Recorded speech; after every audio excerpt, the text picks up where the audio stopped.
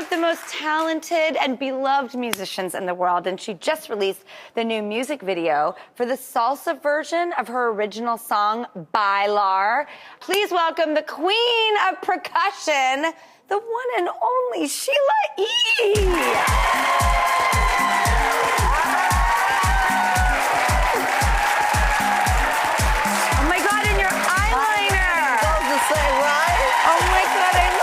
So much. Okay, I am so excited. You just broke a record, you and your dad, Pete Escovedo, for being the first father-daughter to win this award. Tell us about it. Yeah, thank you. We were honored to receive the Lifetime Achievement Award from the Latin Grammys, and there's never been a father and daughter to ever receive that. And then I know, cry. I know, I cried like a baby for like 20 minutes. I couldn't get it together. I was so happy for him because to be acknowledged by our peers, and he's just stuck to his music this whole time when people kept saying it would never work, you know? So I'm happy for him. I'm so happy that you could break a record with your father, who, by the way, I feel like we have a lot in common, because did you grow up in nightclubs? Yes, I did. Me too! I did. My dad, early on, my mom had a job, and my dad, being a musician, he went to rehearsals, and he said I was in one little basket, and he would put me on the counter at the club, and then the bartender or the waitress would watch me. I'm like, you left me with people? But anyway, he did what he had to do, so I grew up in the bars like that. Those were good times. Yes, they were. It was a lot of fun. It really was. A lot of fun. I watched your talk show. Thank you for coming here. Oh, thank you. But you have a talk show on YouTube and really amazing guests. Thank you, yeah. Fred Armisen and Misty Copeland. I mean, I was watching a few episodes. It's amazing. Thank you. Yeah, I had Ringo. I just called my Ringo friend. Starr. I know. Yeah. Thank you.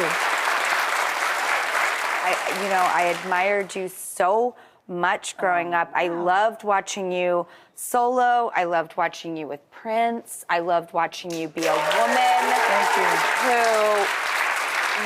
There was nobody like you. You certainly carved out, something all your own and owned it. Yes.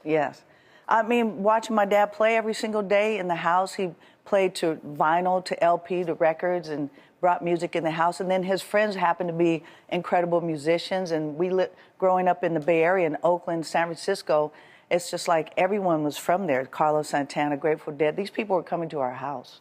And we would be able to jam with them. And so I watched my dad play. Even though I was training to be in the Olympics, I was a track star.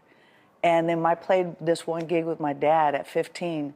And I just realized, wait a minute, this is what I'm supposed to do, you know? I had no idea how incredible it was to play with my dad at 15 years old.